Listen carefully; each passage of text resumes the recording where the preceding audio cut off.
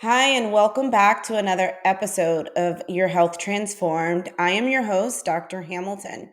And today on our show, we are going to be discussing brain driven weight loss. This is a very exciting topic for me. And we're going to be talking to Coach John, who has so much to say. So we're just going to jump right in because I could talk to him forever. So thank you so much for coming on the show today, John, Coach John. Thank you. And it's exciting to be here. And I love the opportunity to chat with a medical professional. I think it's really interesting to hear your perspective and sharing conversation around that. Yeah, I agree. And that's why I like to have like a variety of different perspectives on the show, because I'm very, I always like to see different perspectives and I like to educate the audience on different perspectives. So it's not always one sided. And so I really like the name of what you're describing as your kind of weight loss program, brain driven, because I have also used that term, and I've also used mindset driven weight loss, because Yeah, I feel yeah. like so much of it is in the brain or in the mind. So I'm really curious what that means to you and where did you come up with that name? Yeah, I think as far as I can tell, I've coined the term. I don't know if anyone else uses that specific phrasing, but I mean, it's probably not unique to me. But really, I wanted to shine a light on the fact that, yes, what we eat and how we choose to be active or not will influence our weight and health, but it's actually the brain that drives our decision making and our actions. And so what I've encountered, and I have my own story as well, losing over 100 pounds, but so many of our efforts to create weight loss and create change in our life really is ultimately what we're trying to do. It takes this outside in approach, but we miss or we fail to acknowledge that it's our internal environment, whether it's our emotions, our mindset, our psychology, the beliefs that we form, our habits that really most powerfully influence our behaviors and then ultimately our results. And knowing how our brain works, like a lot of our actions take place at the subconscious or unconscious level. The brain filters out a lot of things using the reticular activating system. So our brain also has a propensity for forming habits from repeated behaviors. And so knowing like where these behaviors come from and how they line up to be in congruence with even like our sense of identity, this means that if we want to create permanent weight loss, we have to create permanent change. And we can really only create permanent change by establishing a new pattern of behaviors, new habits, a new sense of identity. And it's all made possible because the brain has this really cool property called neuroplasticity, or the ability to rewire itself. Oh my gosh, I love what you're saying. I'm such a nerd and my like nerd radars are like going off right now. It's funny because I just came on with a company called Fresh Try, and we are essentially a weight loss. We do weight loss app, but it's purely neuro based driven. So Yeah. very much what you're talking about. And so I would love for you to kind of educate everybody. Like I am very familiar with neuroplasticity, behavioral change, habit formation. I truly believe like the only way, like you were saying, for sustainable long-term weight loss change, like lifestyle, it has to be a lifestyle. The only way it can be a lifestyle if it becomes a habit. Very Mm. similar to what you were saying, like our brain has almost like slow and fast modes, like automatic modes, like things that Yeah. we do automatic, just like that neuroplasticity, that myelination in our brain. It's like a pathway that if you choose two pathways and your body is used to going down this pathway, that's automatic. Like it'll Yes. automatically fire this direction all the time, whether it's mindless eating. I'm sitting at my desk, so I'm bored, so I'm going to automatically eat. At this point, Yeah. if you do that often enough, a repeated behavior that you do often enough, it becomes an automatic habit. So the It only does. way to switch that out is to almost like reform a new pathway. So I'd love to get your feedback and if this is what you see or what you're thinking of. Absolutely. Yeah, you see, like our brain will automate a behavior that gets repeated as an efficiency thing. Imagine Yep. if you had to think now, but how to tie your shoes, maybe after you've been doing it for 30 years. Like, how do you function in day to day life? And so it's this really neat feature of our brain that it will automate behaviors that we repeat. Yep. Now, in order to form a habit, there's one really important aspect to it, and that is that it needs to actually be connected to positive emotions. So we've heard things like it takes 21 days to form a habit. Well, of course, it's going to depend on the complexity of the habit or skill you're trying to learn, but 21 days is, it's a good starting point. But we Yeah. do need, yeah, but like it could take 250 days. Like, Correct.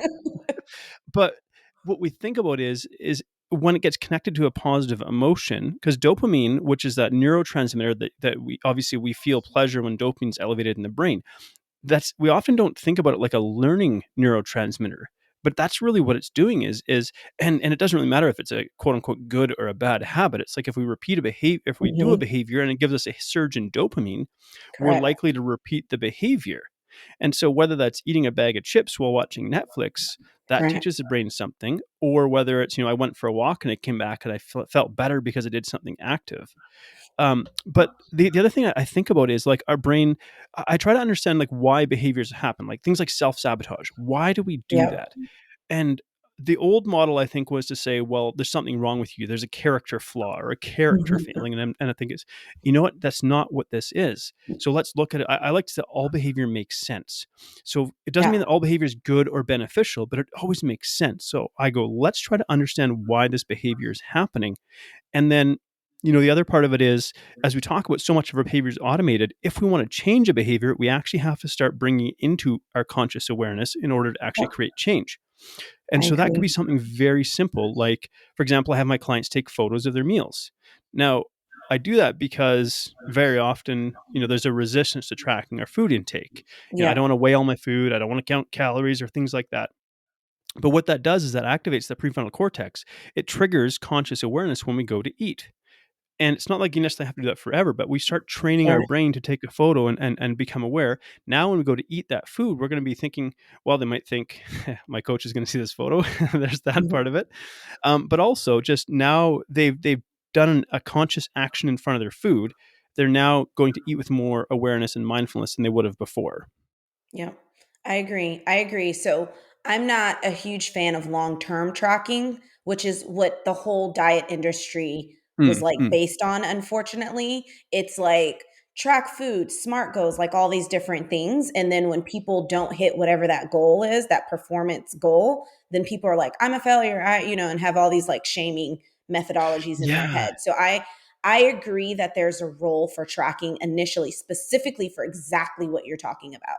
Like you have to bring some habits into awareness in order to be able to figure out the root of them and start treating them. So I yeah, think the where tracking comes in is specifically for awareness. So I yeah. 100% agree with that model. Yeah. And I would say I really make compassion the core of what I do. And I think very often this is a misunderstood concept. And so I say, like if I was to bump into you and you're halfway through a big old bag of chips. Now, if I was to come to you and say, well, Dr. Hamilton, you know better than that. Why are you Yeah. doing something so stupid? There's an innate emotional response. I want to hide the behavior. Not I want to Hmm. change the behavior, but I want to hide the behavior because of the feeling that was generated by the judgment. And Yeah. so, and we look at how, but this is very often how we've tried to create change, try to coerce people through I agree. judgment and shame. I agree. And That's what so that's like typical medical tradition here in the United States, by the way, right. too. Like, Yeah. stop doing And that or you're gonna die. And you're like, okay. I'm just literally going to hide the behavior. Now, on the other hand, if I was to say, oh, well, you know what, you're halfway through the bag, you might as well finish the whole thing. Well, that's called enabling, right? It doesn't move you forward. And Yeah. so then we go, okay, the middle ground is compassion, where we go, okay, here you are, you're halfway through a bag of chips. Let's see if we can figure out how you got here without judging Mhm. you. In other Correct. words, what's the like sort of chain of events that got us there? Yep. So when we're able to, I almost call it like wrestle with our demons in the light. If we're able to bring our Yep. struggles into the light, look at them, observe them like this curious, compassionate observer, we're much more likely to be able to create change than if we create shame and encourage hiding of behaviors. Yeah, I agree. I agree 100% with that. And yeah, no, I 100% agree. I call it finding like the root of the problem, but it's very Mm, similar to this. Like, what drove you to this particular behavior? Was it a bad day at work? Was it yeah. stress induced? Was it like what was it, a craving, like a true craving of some sort? Which means are you missing like some vitamin Mm, mm. supplementation? You know what I'm saying? There's so many reasons for behavior. So I love your idea of trying to figure out like essentially the root cause, like take it back a few steps. Yeah. And then you mentioned something really interesting a bit earlier, and I have kind of an analogy that I like. And it's this idea of like when we go to create change, we're inevitably going to fall into old behavior patterns. Yep, And it doesn't mean that we're a failure. It's like when our brain gets tired, it will go to the most familiar behavior pattern. It's not a, exactly. so we want to step away from this idea that I'm weak, I have no discipline or no willpower or whatever. And I'm like, no, your brain got tired. You reached the Correct. point of decision fatigue. because that is a thing. And Correct. then it defaulted back to the pattern of behavior that was more deeply wired. So it's like if for Correct. 30 years you've been eating, boredom eating, stress eating, just emotional eating, in 2 weeks, you're not going to unwire that entirely from your Correct. brain. Exactly. And so it's like, if you've ever driven, like I live in Alberta, which is north of Montana, and it's kind of, we can call it Texas of Canada. So if you've ever driven like between, between a field, a couple of fields, and this sort of rutted like dirt road, it's kind Yeah. of bumpy. Well, whenever you go to drive between those fields, there's these well-worn grooves that you're going to end up, Yeah. sort of Correct. getting pulled into. And when we try and create new behaviors, it's kind of like me saying, well, I want you to steer up onto the ridges and try to flatten out those ridges. Well, Correct. along the way, you hit a little muddy patch, slip, whoops, you're back into the old grooves that are really well worn. Yep. Now, that's so if we know that that's inevitable and it's going to happen, we don't have to get so down on ourselves. And it's like, When it happens. right. It's like, okay, it happened. It's not ideal. Cool. But it doesn't mean you're a bad person. It just means your brain went back to an old behavior pattern because your brain got tired. Yeah. And I love that analogy, by the way. That's like perfect analogy because that's what happens, right? We've created all these automatic default behaviors because, like you Yeah. said, the brain has to function and process so much. So it oftentimes creates default behavior so it can continue to function on high levels in other things. And so it's almost like an easy way out for the brain. Like, let's Right. just Yeah. create these defaults in our brain, and going to those is normal. It's a normal response. It's not a failure, just like you said. Well, let's say you had a stressful day at work and then you ate some chocolate. Well, Yep. and then bingo, got hit with dopamine. So your brain goes, I feel stressed. I eat chocolate. I Hmm. feel better. Your brain just Yeah. learned something there. Now, let's say, and it was a really easy and inexpensive solution because Yep. chocolate's pretty abundant and cheap. So then the next time you're stressed, you're like, oh man, I just really need some chocolate.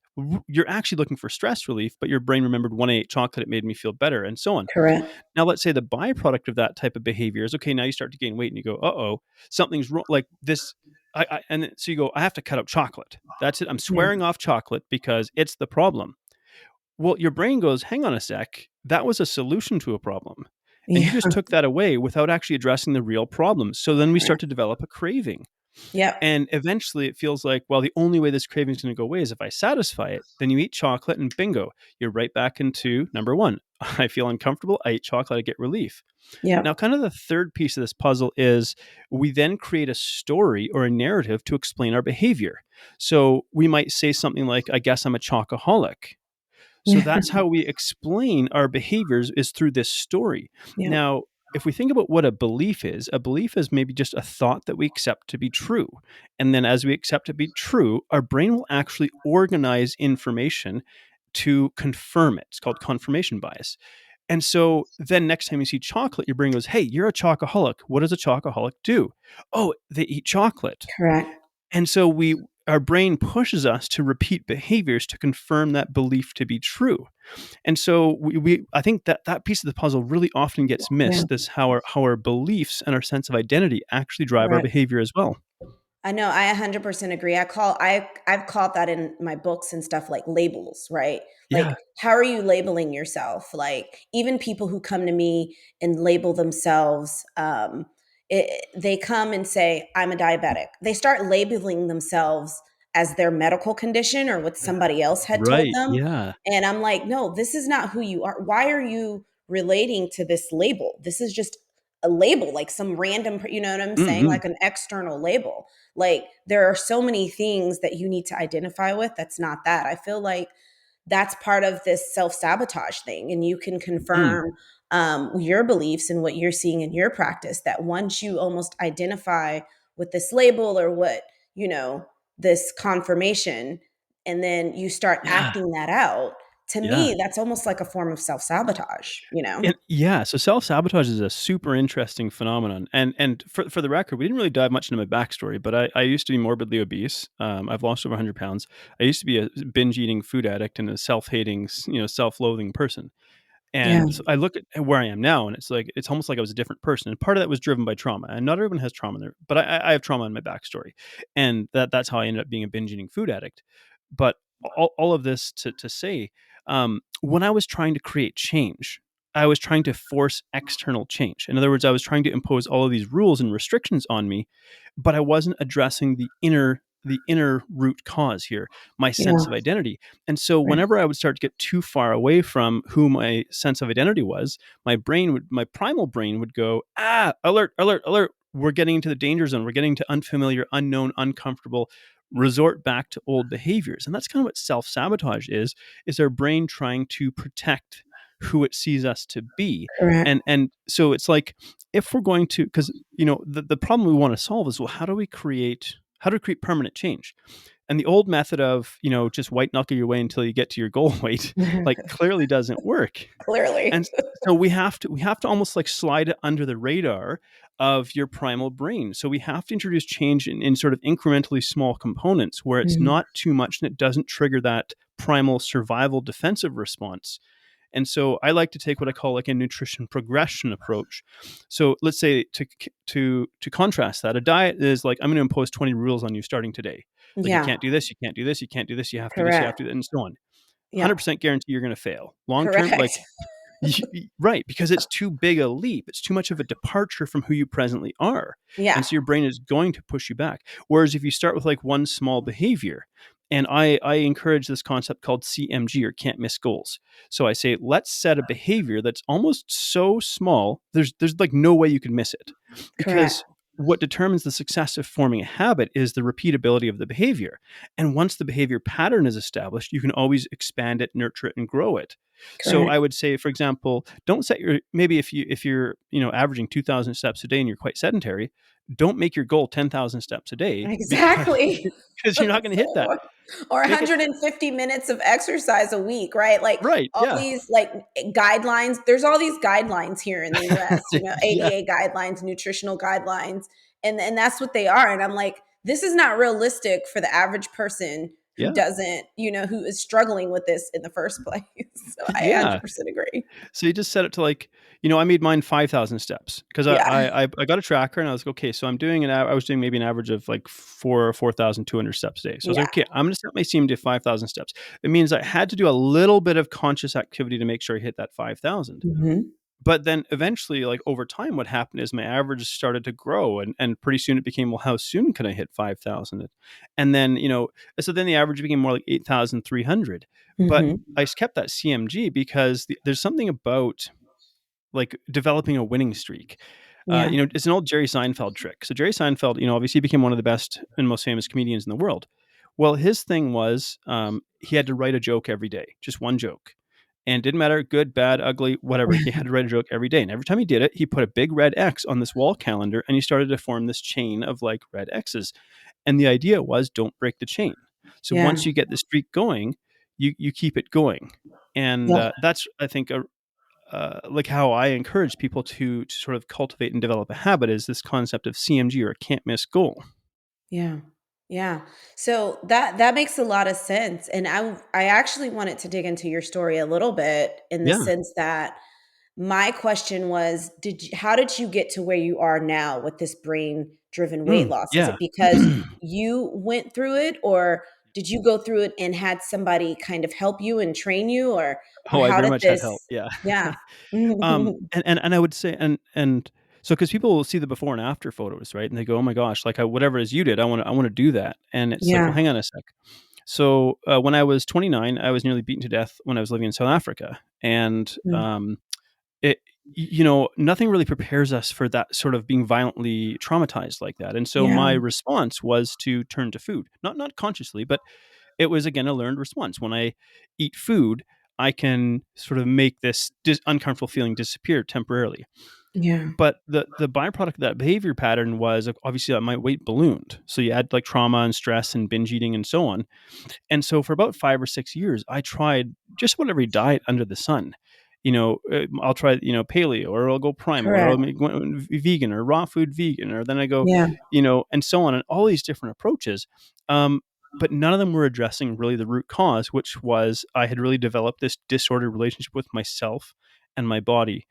And it was when I hired a coach who didn't treat me the way I expected to be treated. So I thought that he would treat me like garbage because I was basically treating myself like that. I was so Yeah. angry at myself. I was angry at my body because I felt like my body had betrayed me because Yeah. I went from being athletic to being obese.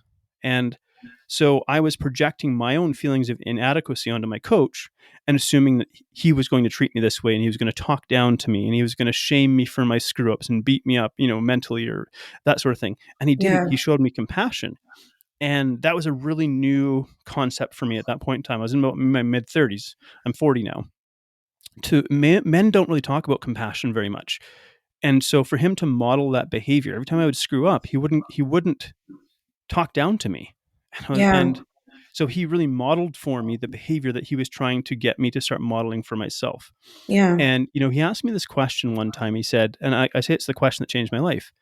He said, Jonathan, if you make a list of all the things you love and value, how far down that list do I go before I see your name? Oh, Yeah. wow. Yeah, And that's a big question. that one really shook me up Yeah. because the truth is I was not on the list. It wasn't that I was near the bottom, it was I was not on the list. Yeah. So now what he'd done is he'd triggered, like, opened my mind to this realization, like, I have to learn to love myself. But what does that even look like? Like, Yeah. especially as a male, how do we don't talk about stuff like this? Like, how do you Correct. even start? So for me, it began with a simple behavior. So really, I look back and I realized what it was actually changing a belief. So I had this belief that I was worthless Yeah, and that I was exactly. This unlovable and so label. on. Yep. And so, brushing my teeth every day became an act of self care. So a very small action, but it was an act of self-care that was contrary to this belief that I'm not worthy of care or Yeah. love and so on. And then it became drinking, 500 mils or like 2 cups of water first thing in the morning to hydrate. Another little act of self-care. So we began chipping away at this belief, this underlying belief that I wasn't worthy. And so it's this really it's a totally, like, we didn't I thought the approach would be like, tell me to eat more vegetables and Exactly. right. Exactly.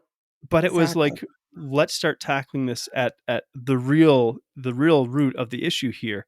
And as I started to practice self-care and I Yep. started to change this belief that I'm not this unlovable monster, my I stopped turning to food so much Yep. to escape the uncomfortable emotions. Yeah. Yeah. I mean, I think that's great. Like, you said it better than I could. I talk a lot about this too, kind of in my model of my S's. One of the first one is self-awareness, which I feel like that has to be the first step Mm-mm. for everybody. And then imposing some type of self-control, which would be doing the thing, doing Yes. whatever it Yeah. is and kind of sticking to it.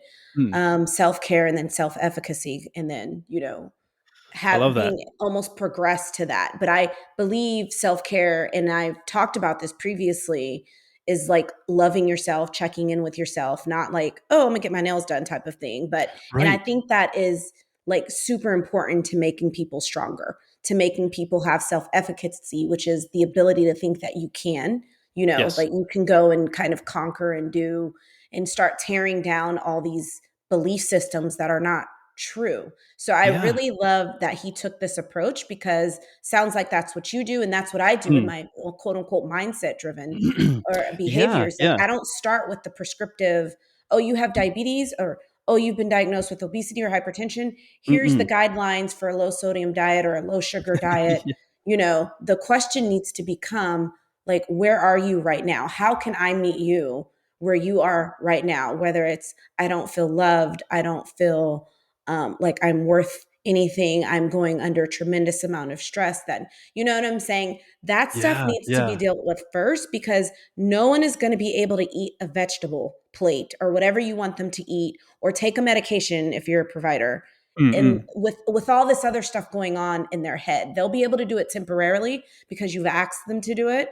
And then you're ultimately setting them up for failure because this other stuff has to be at least dealt with first, in my opinion. So I love that story. And I love that you met somebody like that who helped you go through this journey. And I think it's really important that we acknowledge, like, this concept of a self-made person is a myth. right? And it's probably one of the most harmful and pervasive, and I think it's really pervasive, especially like in American culture, where like I'm a Where are self-made person, like asking for help is weakness. I'm like, no, we live in basically a society that was perfectly engineered to create obese people. Yeah, So I agree. we create so much food, and we have this Yep. abundance of cheap junk calories. We Yep. have emotionally compelling, psychologically manipulative marketing, conditioning. Um, 100%. so we have all of these forces acting against us that are far more powerful than we are as an individual. And I have what I call like the hero mindset, healthy, educated, relentless offense. Like, and part of it is like we have to understand what it is we're up against. Yep. And like there's a reason why, because and this is a kettle of fish, but if we try to put so much onus on the individual and say this is your individual failing that you got here. And I'm like, well, there's a real systemic, like there's a societal and a systemic level that we're not addressing, that's like pushing people into where they're at. So we have to know what we're up I agree. against. We have technology that is made, we can get everything from the push of a button or the tap of a screen. So we have all these forces acting against us. Now, why, if we know this, we realize it is not weakness to get all the help you can. This is hard Yep. stuff, losing weight and keeping it off. Get Yep. all the help and support you can. Gather as many people around you as you can that are helpful and supportive, because I say trying to fix yourself is like trying to bite your own teeth. It doesn't work Yeah. because you're stuck in your own head. Yeah, no, I agree. I 100% agree. And so, one of the things that we talk about too at Fresh Try, and what I saw in my bariatric practice as a bariatric surgeon, it was very similar to what you were saying, me, not me, in the sense that I think sometimes bariatric surgery was so difficult on people because it was a not me experience. Like, so Right. much stuff has changed in their body. And now they're having to stick to this really restrictive diet, and they're like, who is this person, and sometimes I wonder if some of the weight regain is just this not me experience, because they don't feel Yeah. like they're the person that they used to be, and they don't recognize the food they now have to eat, and it's just so many things that go on along with that. It's much better to do it probably the way you did it, than to have something super dramatic that cannot be, if it cannot be sustainable. How long did it take you to lose that 100 pounds, by the Well, way? I joke that I've lost like 600 because like I lost and gained the weight Every day. multiple times. But really probably to lose it like for good. So I think about 2017 was when like I really sort of started in earnest, like losing it successfully, and it Yeah. probably took until about 18 months. Yep. And but really like my weight loss journey spanned probably almost like 7 or 8 years. And Yep. so I would say, some people say, like, how long take you to lose 100 pounds? I'm like, well, actually, probably like 7 years. And it's like, if I knew now, or sorry, if I knew then what I know now, obviously it wouldn't have taken nearly so long. But I Yep. think if I could draw a positive out of it, is because I struggled for so long, and I even ran a supplement store, so I had access to every nutritional supplement on the planet. And I'm a Yeah. former chemist and nanotech researcher. I have a background in the supplement industry, and none of the so I tried so many things to solve my problem that it led me to the place where this was like the only thing that actually worked. And it shifted how I worked with people dramatically, and so really in a big old nutshell, like it probably took about 18 months to really lose the Yeah. weight for good, but it Yep. was about 7 or 8 years of like struggle to get to the place where I now was at. And I share that because I think we've been marketed to like the 21-day fix, the 30-day Yeah, challenge. exactly, man. That's why I asked you, because that stuff is not realistic. Like, No, and I just wanted you to share that. So I agree. to become like a new person, because that's essentially what you have to do, is become a Yep. transformed person. Correct. And like I look back at, I wrote a letter called Dear Old Me. And it was actually Yeah. a really kind of an emotional letter to write, because there was an element of grieving, of me Yep. letting go of this person I used to be. Yep. It's kind of like a metaphorical death. It sounds Yep. dramatic, but I was letting, because believe it or not, there were some positives about being over 300 pounds. Like, the freedom to eat whatever I want, I guess. It was probably like Yeah. the biggest thing. Obviously, there were many, many drawbacks in terms of Yeah. like my Correct. physical discomfort of existence. Yeah. But I I had to acknowledge there were some good things that I kind of had to let go of.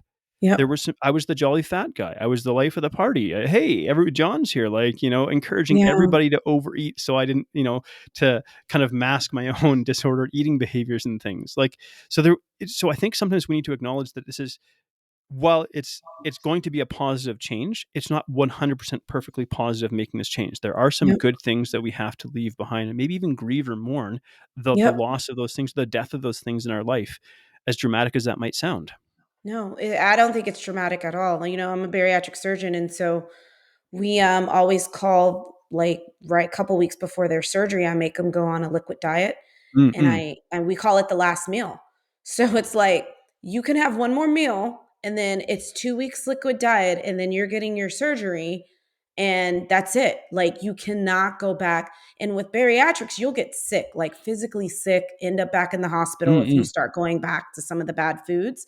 So literally, my patients are the last supper, the last Yeah. meal, because it's like a death for them. Because Yeah. for a lot of them, it is. And if one of the things that I need to start educating more, and thank you for pointing this out, is they have to let go of the old self, the me, Yeah. not me. Because what happens is if they try to hold on to that, the success rate, even after a bariatric surgery, goes down because Yeah. they're still looking at themselves and seeing the old self, and they've got to let a lot of that stuff go. I've had patients who still see their old size in the mirror and they're not even close to Yeah. that size anymore, or they're upset because they can't have whatever used to get that dopamine release before, and they can't have it anymore because they'll just get sick. And so they almost start mourning or grieving old things, and that's probably something you need to start incorporating in general, big picture. When somebody has a lot of weight to lose, to almost write a letter to your old self. You know what I'm saying? I love that idea, because there truly is a mourning and a grieving of what you can no longer do anymore, but that's okay, right? Because Yeah. there's so many new things that you can do. Like my patients can ride rides with their kids they couldn't fit on before, Yeah. and Yeah. now go upstairs without being short of breath, and take the stairs at work, park farther from the groceries. There's like so many other things, but when you fixate on all the things that you don't have anymore, you can't do, it can just lead you into a spiral, you know? And Yeah. I very often say that weight loss is a doorway, it's not a destination. Yeah. And what I mean by that is, obviously weight loss is going to improve the health of almost anyone that undertakes it, but it's never really about that number on the scale. It's Hmm. about quality of life. And the numbers kind of like that we might have in our head around weight loss is really just a placeholder for a future that we feel it's going to enable us to live in. Yeah. Whether we can say like I feel comfortable in my skin, or I can go shopping in my closet again, or I can play with my kids, or Yeah. go hiking, or so it's really like gaining this sense of freedom, because like our physical ability to move and our mobility is a huge part of freedom. And so weight loss, and because I think sometimes it's it's like it's not in vogue to talk about weight loss, and there's the pendulum is almost like swung too far the other way, where it's like you should just love yourself as you are and you don't have to change. Yeah, I agree. I And I'm like, agree. that's not that's obviously that's backlash against like I hate to use the language, but like toxic diet culture, I guess. Yeah, Um, you correct. know, I really don't like that language, but I understand why it exists. But weight loss is really about the opportunity to experience life more fully and Yeah. leaving behind this identity that's slowly suffocating you, you know? Yeah, I agree. I agree. Well, thank you, Coach John, so much for being on the podcast. This was very enlightening. This was very confirmatory of what I believed and kind of practice and preach. So I really appreciate getting your take on it, talking about your journey. Do you train a lot of people virtually, or is this in person, or how do you see your 100% clients? online. Yeah, 100% online. Yeah. Okay, perfect. And then is there a website that everybody Yeah. can go find you at? Freedomnutritioncoach.com. And I run a program called Lifestyle 180. And what I like to say is we marry the science of metabolism with the psychology of behavior change and the compassion of human connection. That's the three pillars really of what we do. And the way that I work with people is in a collaborative fashion. So I say, you are the expert of your internal environment and Yep, your life exactly. experience. Good. And so we're going to work together like two experts. So my goal is to help people reverse engineer their healthy lifestyle. And we do that in a step by step fashion where maybe we start with a principle, and I say, I want you to try to employ this principle. And then I want you to figure out where it works, where it doesn't, and how we need Correct. to adjust to suit you. And so I give the individual an active hand in shaping their lifestyle, because at the end of it, I don't want to, like, let's say we finish working together. I don't want them to fall to pieces. I want them to leave Correct. empowered, Correct. educated, empowered, and say, like, I actively had a hand in shaping this. And Yep. so it's a really, I think it's still quite a unique approach in the world of weight loss, but it's obviously, this is my passion and my life's work. So Yeah. Yeah. No, I love that. Thank you so much for being on the show. We'll definitely put that info in our show notes on how to reach you and where they can go to get this great help. Thank you so much. thank you. It's been an absolute pleasure chatting with you.